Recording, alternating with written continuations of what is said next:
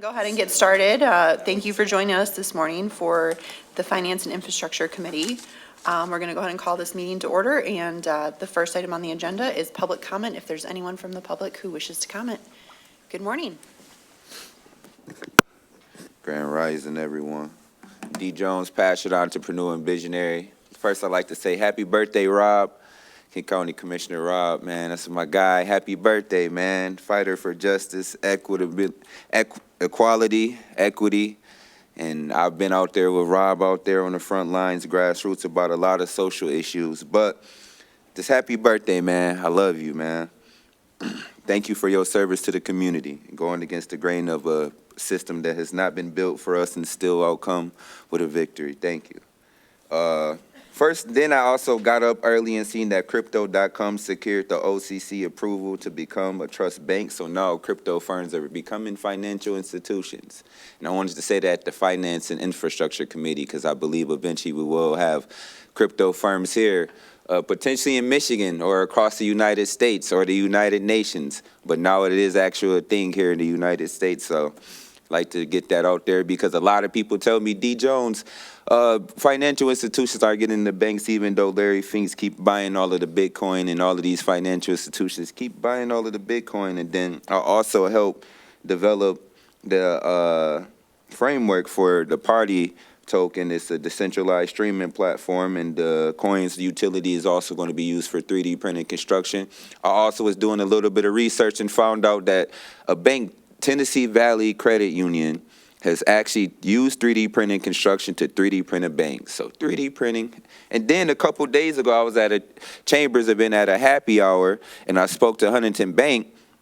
And then I ended up speaking to some big people at Huntington Bank, and now Huntington Bank is trying to finance 3D printing construction because they're going to be they bought a bunch of banks in the South because they were bigger than the other financial institutions, and now they're actually going to be expanding to the South to 8 states. And so, you know, it's a good thing actually for having them to adopt institutional financial framework for them to be able to finance 3D printing construction itself. And D. Jones is the pioneer and visionary that's been at it for so consistent, understanding government and financial infrastructure, just institutions and how institutions build financial power. I am also a finalist for the Community Advocate Award for the GER Junior Chambers. So I don't know if I'll get it depending on how the, politics are around here in DeVos's and Van Andels, but with me running and me shedding a couple tears for equality and affordable housing and just an equitable economy and just everybody having the best equal opportunity and having the best economy, period, for Kent County and just across the globe, and just setting the example. Today on Rob's birthday, I got something, and it was the international government. It says each year trillions of dollars from foreign government procurement opportunities are given. And so happy birthday, Rob, and I believe one day we will change the infrastructure. Thank you, Dee. Is there anyone else from the public who wishes to comment this morning? Okay, seeing none, we will move on to item number 3, the special order of business. We'll have our equalization annual report from the Bureau of Equalization.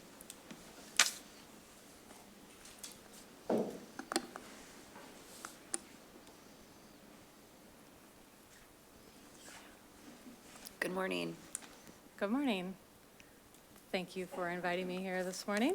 My name is Megan. I'm the Director of Equalization, and it is my pleasure to present the annual report for the Equalization Department for 2025. I'm going to kick it off with this lovely photo. This is a photo of our staff we took about a month ago at an employee appreciation event.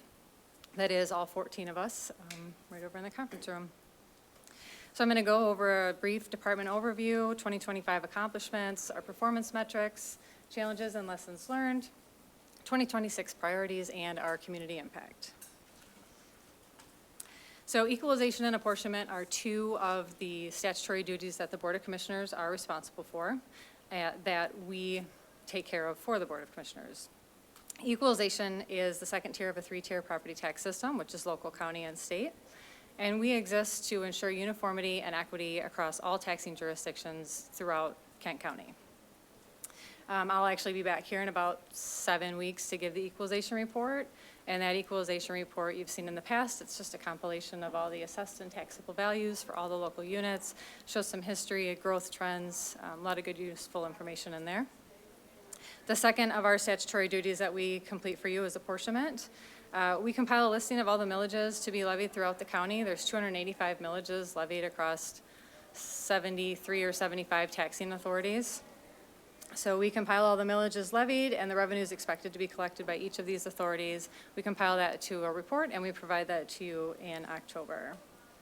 We do have a few other responsibilities under the umbrella of equalization. Property description and mapping would be the biggest of those.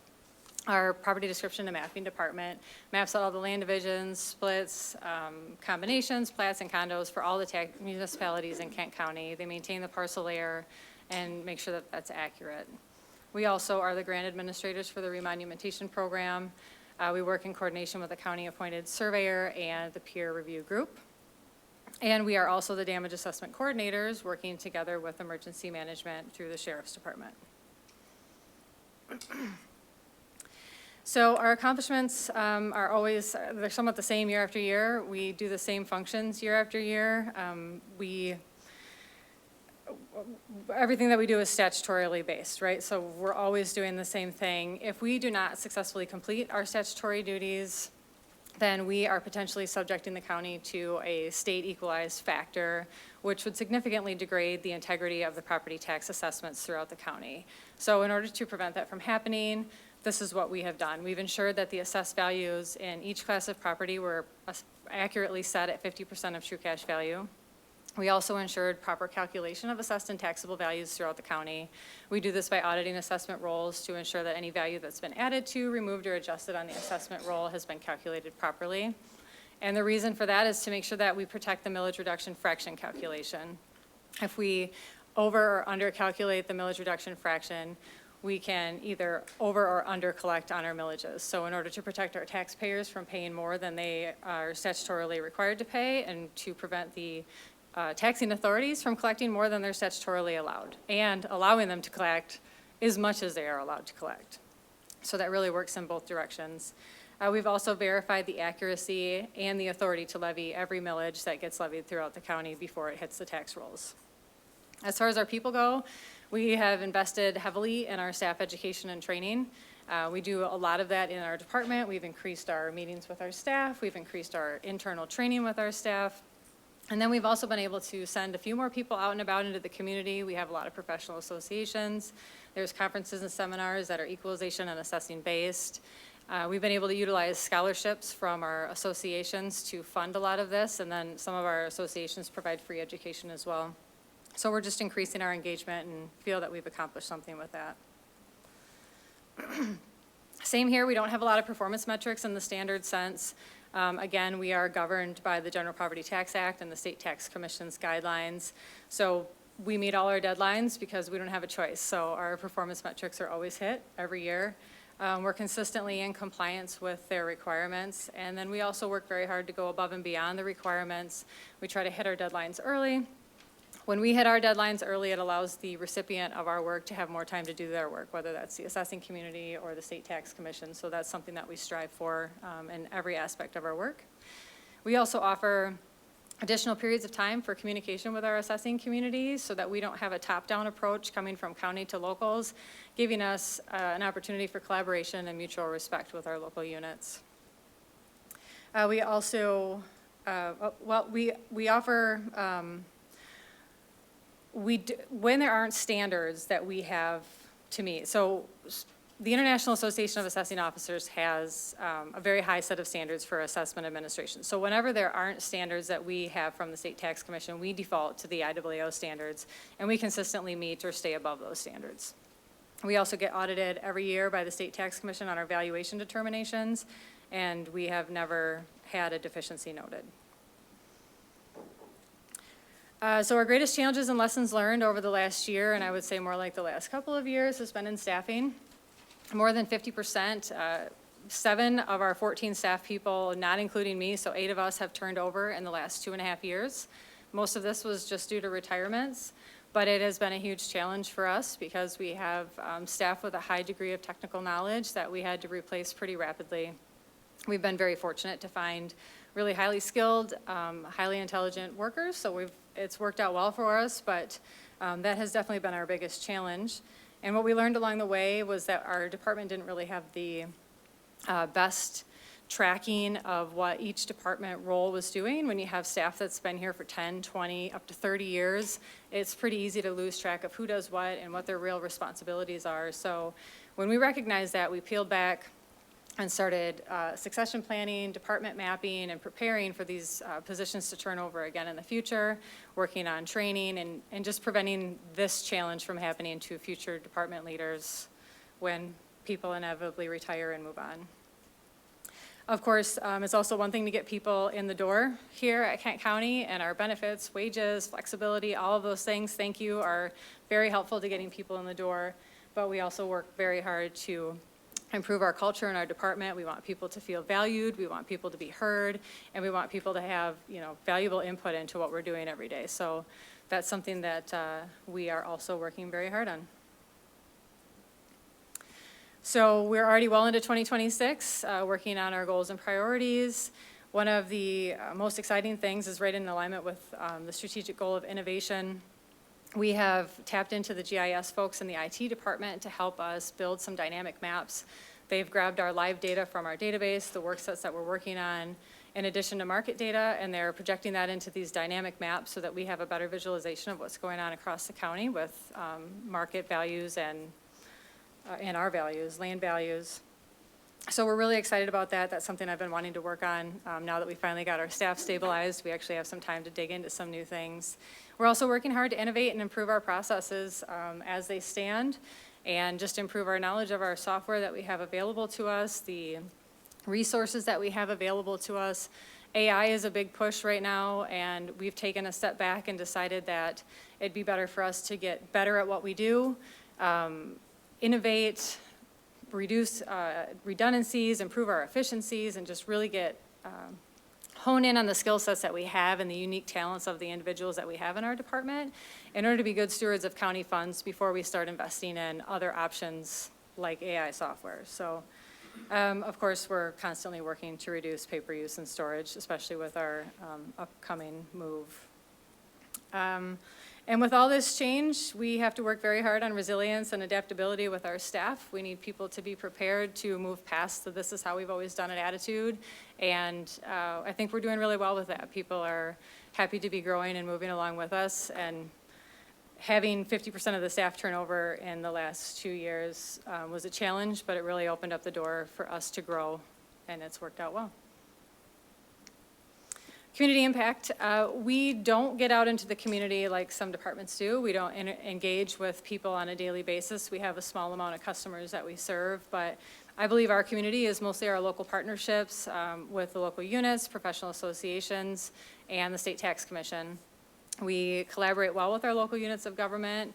We provide a great deal of service to them, and we're also available to the State Tax Commission for guidance, for feedback. There are several professional associations and organizations, and we are heavily engaged with all of those that are involved in assessment administration to help protect our voice at Kent County. We're a sizable organization, so we want to make sure our voice is heard and that we are available to effectuate positive change when those organizations are making a push at legislation and changing the way we do things. We have 12 certified assessors on staff.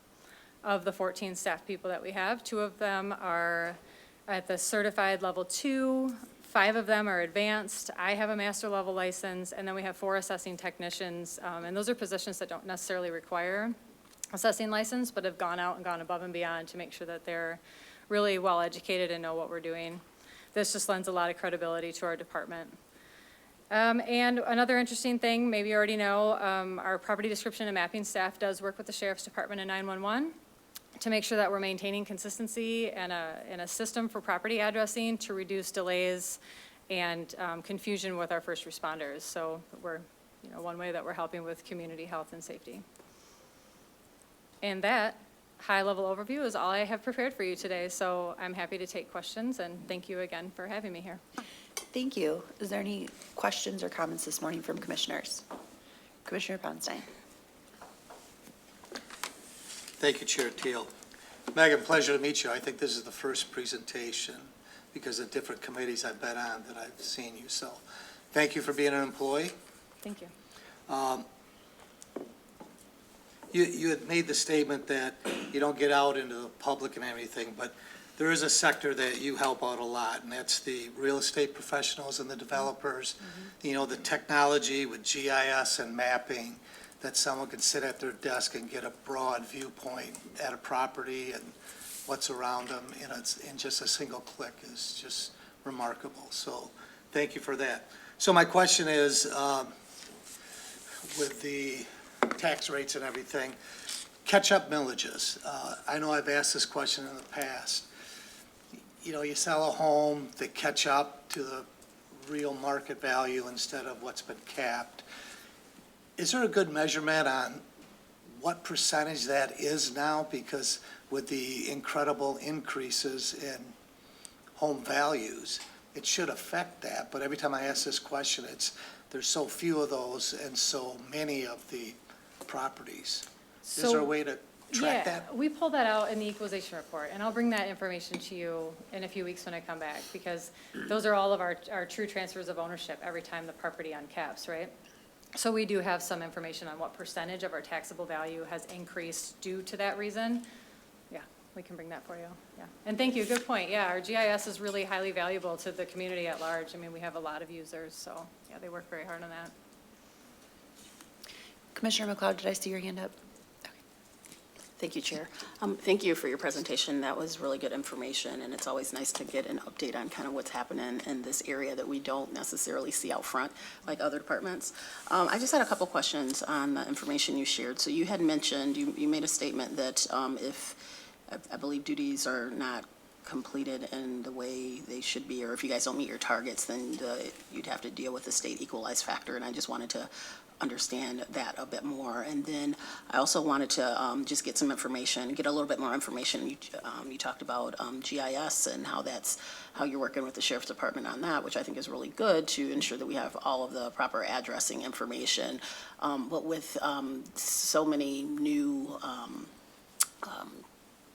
housing developments and that sort of things being built, I just wondered like how quickly you all are able to, get that information into those systems to make sure that addresses are actually on the spectrum and we are able to make sure that our Sheriff's Department are able to get to those locations. So I just wanted to know like timeliness, like how quickly that happens.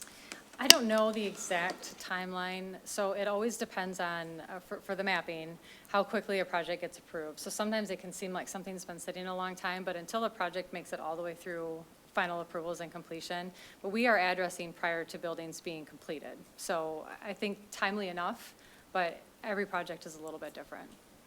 And then that state equalization factor. So there's also a county equalization factor. So if we run into a situation with an assessing unit that did not properly bring their values by class. So assessors assess properties individually, and then we assess classes of properties, so commercial, industrial, ag, res. So then we dictate to them what their total true cash value is for, say, the residential class. And we say, we need you to bring your values up by 4% in order for you to be in line with market value, to be at 50% of true cash value.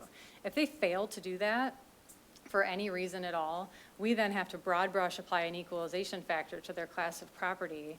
And that takes away the autonomy of the assessor and all the analysis that the assessor puts into it to where not every single house gets a 4% increase. Not every single piece of land does, right?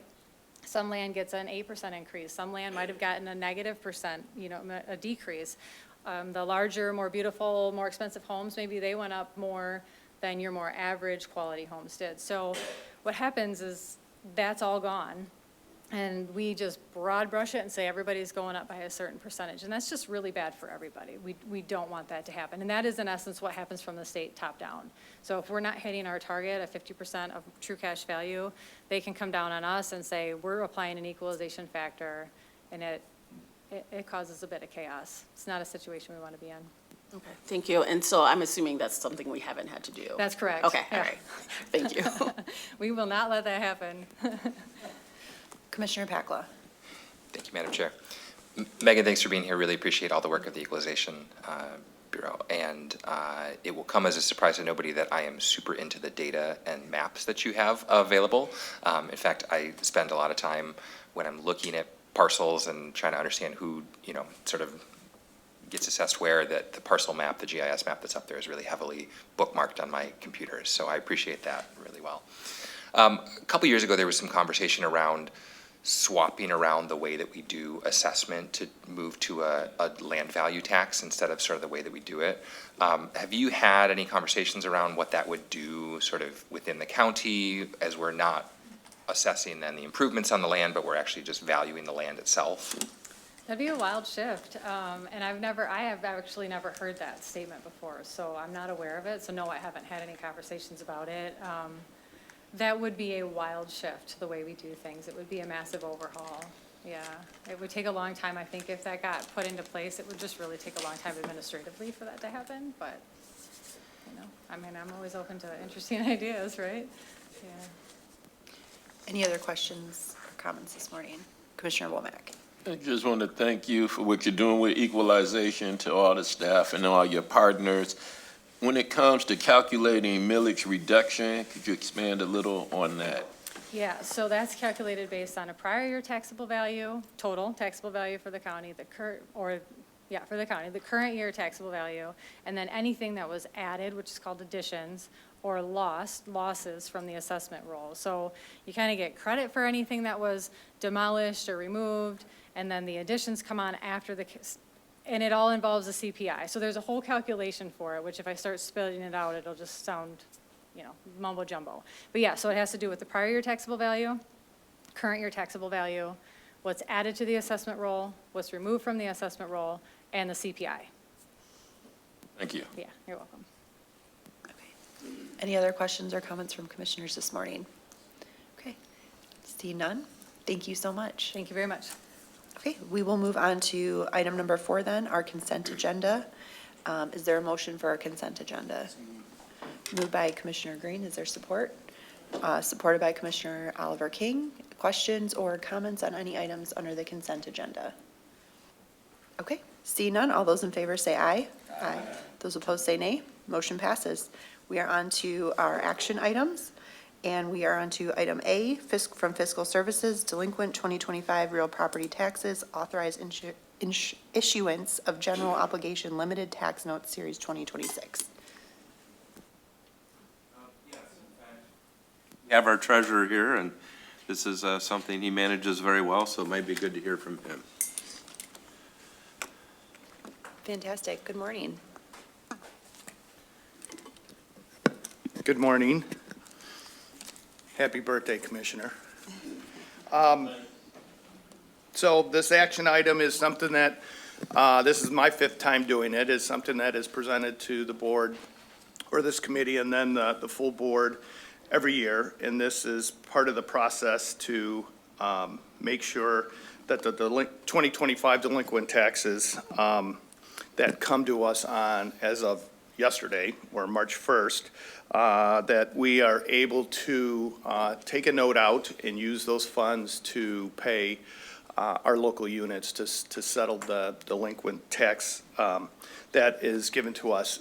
I wish I could tell you exactly what that was, but just because we're at the beginning of March, it'll probably be the end of next week when I'm in front of the board that I'll have a better idea exactly how much that will be. And that's why this authorization gives the authority for that note to be up to $30 million. Last year, the delinquent taxes were $22,224,701. By the time we actually take out the note, a lot of payments have been made, so we only borrowed about a little over 18 million from there. So getting some reports from some of the bigger local units, it's probably going to be about the same. The delinquencies are probably going to be between 22 and 23 million dollars, and by the time we actually take the note out, it'll probably be between 18 and 19 million. We haven't gotten any signs from anybody that it's going to be higher than that, but I asked for 30 million because I'd hate to come back if I only asked for 20 million. It was higher. I think in the past I've asked for 25 million, but we're getting close to that 25 million. So that's why last year I think we bumped it up to 30, and we've kept it at 30 this year as well. Just wondering if anybody has any questions on this request or action item. Commissioner Coleman. Thank you, Chair, and thank you, Mr. Treasurer, for being here and your work on this. I know for a number of years you've had in the works trying to build up some reserve to be able to self-fund this. I'm just curious on the status of that. Then additionally, these days, what do you expect the rough interest rate to be on these notes? Well, we probably have high teens. Are we about, I think we're at about 18, 19 million right now. So maybe within the next couple of years, we'll be able to self-fund, which will be huge. Most of the smaller counties, and I think you've heard of a county called Ottawa County before from someone in this, on this, this board here, or the administrator, that they have self-funded in the past, but their delinquencies are under $10 million. So not that that's easy, but it was a goal that was easier to attain. Ours has been, since I've been here, anywhere from about high 15 millions to obviously 22 million. So we're getting close to being able to do that, and that's a goal to do that, because I know there'd be a lot of money to be saved. Interest rates, you know, we're pretty competitive because we're AAA bond rated. So we're going to get some of the best rates out there, and we usually have 5 to 10 bidders on the bids, and I think we should probably be, I want to say it's going to be under 5%. I don't know. Steve, do you think? Yeah. And yeah, so our pledge date is going to be April 15th, and then those bids will be due May 4th. So between the authorization of what the board is going to allow me to borrow, that resolution on March 12th, by the time we actually give a pledge date of April 15th, that delinquency has come down quite a bit, a few $1 million, and that's why we'll be closer, probably between 18 and 19, that we'll actually take out the 2-year note. And then the bids are due on March 4th. We'll accept them. It's not always the lowest. It's the best for the county. Being able to pay them off early is key, because we always do. We're paying these off between 18 and 20 months, and there's some of the people who bid, banks or financial organizations that bid, will penalize you for paying them off early. And so we kind of discount that when deciding whether to take that bid or not. So it really depends on the details of their bid, but we try and go with the lowest bid. Did that answer your question? Yeah, that did answer the question. Thank you. And I'm assuming, so correct me if I'm wrong in this assumption, but that the issuance costs of the bonds are the same roughly, whether you're going for 10 million or 20 million. So it only makes sense to start self-funding kind of when we can do the whole thing. When we can do the whole thing, correct. Thank you. Yes. That's a perfect assumption, good assumption. Commissioner Ponstein. Thank you, Chair Teal. I was really in a good mood today until someone brought up financing of bonds, but I'll just let that go. Treasurer McGregor, thanks for being here today. Just a quick question. You know, we talk about the money involved, 15 to 22 million. What is the percentage of delinquencies? Not the amount of money, but how many people that are delinquent in this county? And do you track whether there's certain sectors in the county that are affected more than others? The tracking is tough because it's all depending on the volume. Obviously, the bigger cities are going to have more volume of parcels versus the rural areas. But per capita, it's probably about the same. You know, the Cedar Springs has, you know, as many forfeitures as, you know, per capita as the bigger cities of Wyoming or Kentwood or the city of Grand Rapids. So when it comes to the number, we're probably up on delinquencies about 100. Steve, is that what you said, 100 more from last year? Forfeitures will be about the same as last year. Yeah.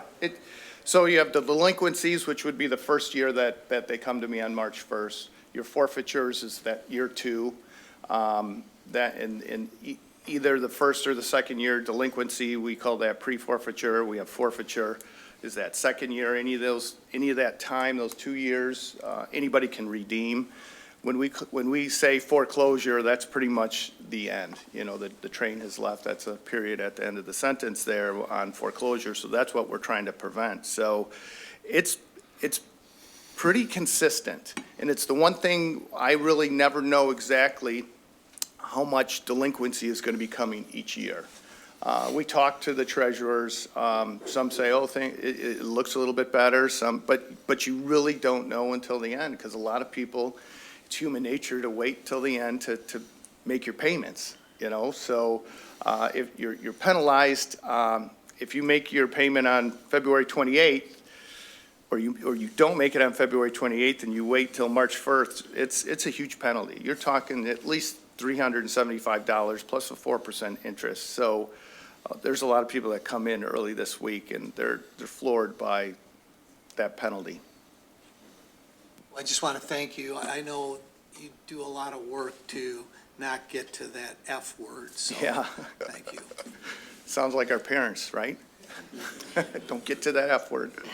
Vice Chair Hildebrand. Thank you, Chair. Thanks, Treasurer, for being here. I'm just trying to understand the mechanics of this just a little bit. So like out in my area, you know, Ada Township, you know, say they have $1 million of foreclosed property. I'm just throwing out. So you, through the county, pay them, and we then own those foreclosed properties. And then through the sale, we have an annual sale, that's the revenue that you're generated to pay off the bonds. So is that kind of the mechanics of how this works? No, you're kind of mixing a couple different things. Yeah, So help me out to what understand. this is the delinquency. So this is before we even think about foreclosure. So there's delinquent property, and people, you know, life happens. You get sick, you lose your job, you lose a loved one. Something happens where, or you just plain forget to pay your taxes. The local units are only going to send you one bill, right? And the local units, either you're going to pay them as a property owner, or I'm going to pay them to make them whole. So on March 1st, we settle with the local units, the townships and the cities, and whatever delinquency they have, that would be because it wasn't paid in 2025, your taxes, whether summer, winter, or both, they come to the county, and we write them a check. That's what this is for. We're writing the check to the townships, we're writing a check to the cities, to all the millages that use the property taxes, to the schools, to the community college, anybody that uses those property taxes. We're trying to make them whole so they can continue to provide the services that are needed in our community. That's what this is for. So now I have 2 years to collect on this note. And all the interest and fees that I collect during this collection period go to paying off. And when they pay this, they go off to pay this 2-year note. And we're paying this off usually close to 20 months. So it's this every year. So I have notes from 25 and 24 still that are out there that are almost, well, the 24s are about completed. The 25s were in the middle of them. This is a note for the 26 DTANs. And so that's kind of how that process works. So it's my goal to make sure over these next 2 years that I collect on those somehow, working with the community, so I don't have to foreclose on them. So what you talked about is if for some reason through this process I don't collect, yes, the stick to the whole situation here is that I have the ability to foreclose, sell it in a public auction to the highest bidder, and then use that money to make us whole. And with the new law, 78T, that was passed in 2020, any excess proceeds on and above what is due can go back to the original parcel owner, so they can start over. That's helpful. Thank you very much. Any other questions or comments on this item this morning? Okay, thank you for your explanation. All right. We still Thank do you. need a motion for this item. Moved by Vice Chair Hildebrand, supported by Commissioner Womack. All those in favor, say aye. Aye. Those opposed, say nay. Motion passes. We are on to item B from Community Action, KCCA Fiscal Year 26 Weatherization Grant Appropriation. Do you want to take that? Yeah, I'll take that. Let me get back to my thing here. KCCA, there we go. All right. Action requested. Recommend to the Board of Commissioners to accept and appropriate $31,336 in additional grant funds from the Michigan Department of Health and Human Services for the Michigan Energy Assistance Program to the FY26 Kent County Community Action Fund, contingent upon execution of an amended contract, and to authorize the board chair or designee to execute the grant agreement, approve extensions, amendments, and increases to the grant appropriation not to exceed 15% of the original award.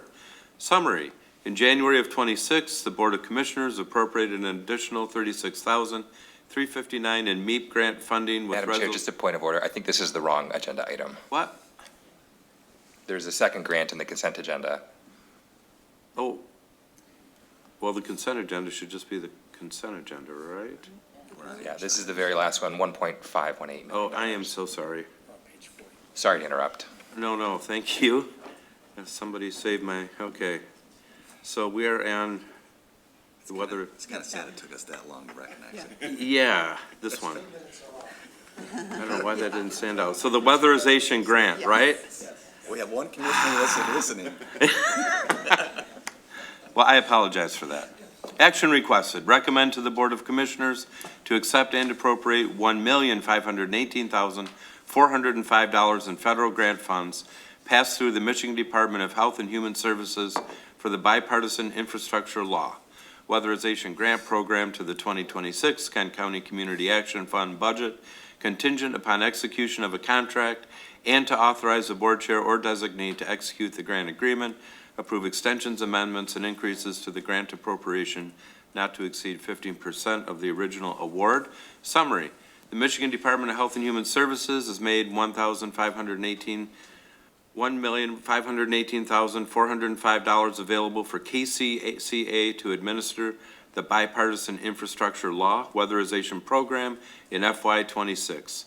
This funding allows KCCA to inform the community about the weatherization program, review applications and inspect homes for eligibility, conduct on-site energy audits, secure contractors to implement identified improvements, and inspect completed work. The funds received from the BIL grant will be used to install weatherization measures to an additional 99 eligible homes during the 26 program year.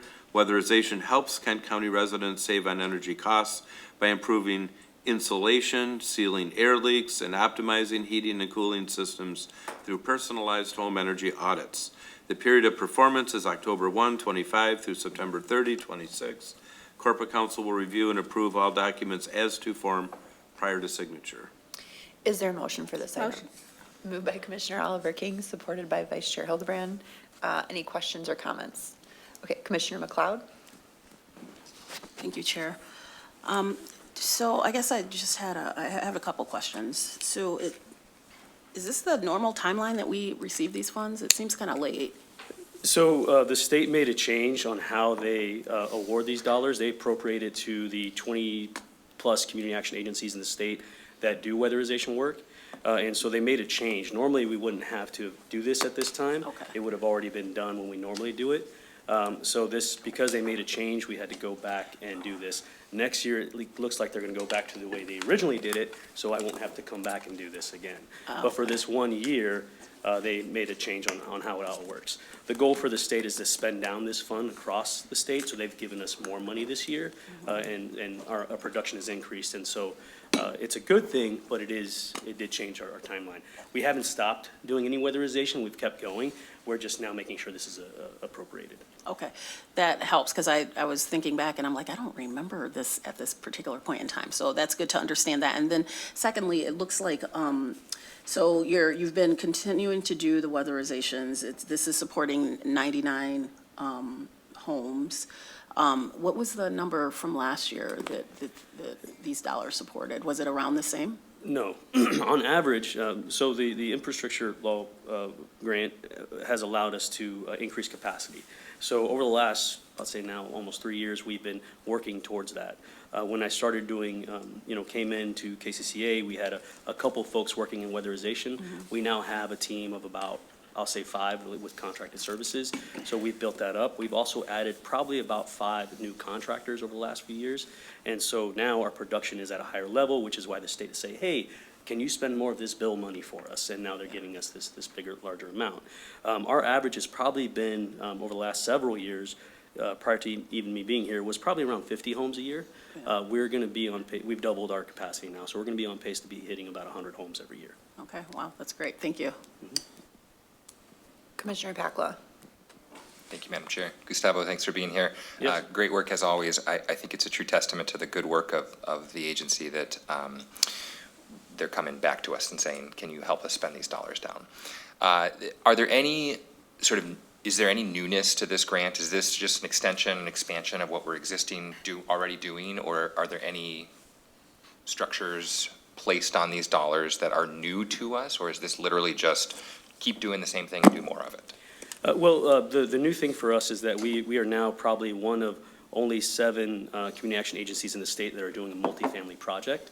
And we actually have a pipeline of multifamily projects that outpace anyone else. Because of the way the dollars are awarded, it requires some Build America, Buy America type requirements. It requires Davis-Bacon for those that are working in the space. So it is a lot more, I'll say, compliant heavy, right? So that's been the one challenge with these dollars. But that's why we made the decision this past year to move our weatherization team under our community development team, because they have a compliance team already that handles BABA, that handles the Davis-Bacon thing. So, and now the state is asking us for advice on how we're handling those things. So it is, that's the big reason why. They're like, hey, you guys are moving really good. Can we shift these dollars over to you?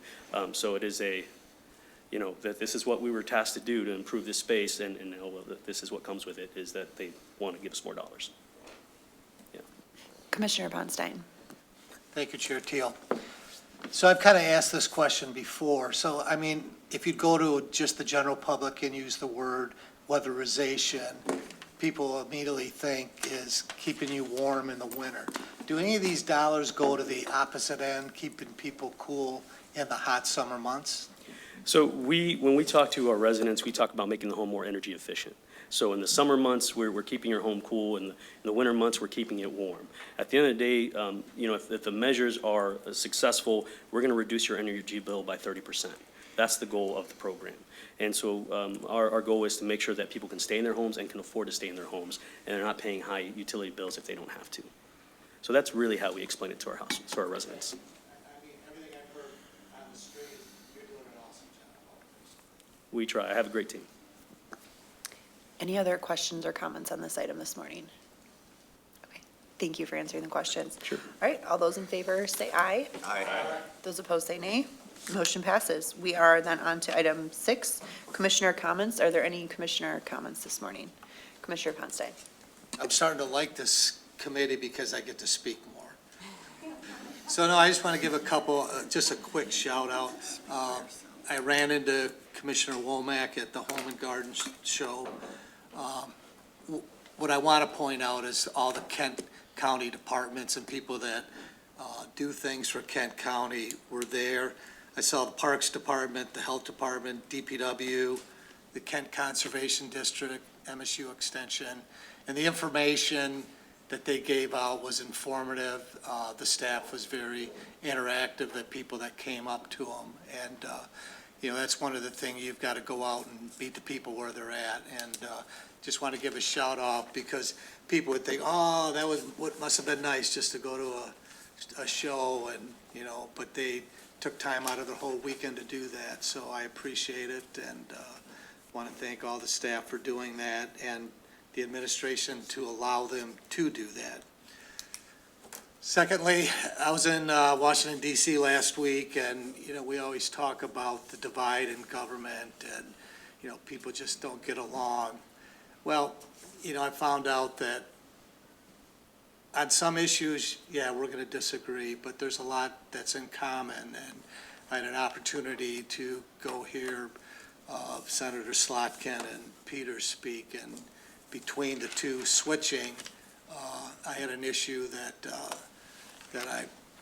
Elizabeth Slotkin had told me, well, speaking about a project that I wanted further questions. So quickly, while they were switching, I saw our staff member go out and cornered her and just asked some questions and everything. And I think the point where I made the statement that, you know, I'm from a large county, and large counties seem to have not a big issue with getting money when they need it, but the small counties do.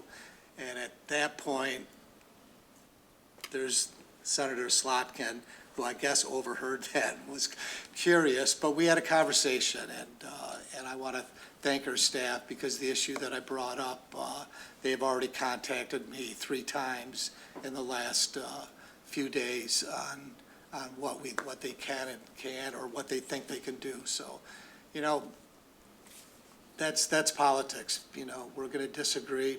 I always said that if everyone agreed with me, it'd be a very boring world. So I want to just thank you. Thank you, Commissioner. Any other commissioner comments this morning? Okay, seeing none, thank you all for joining us. We are adjourned.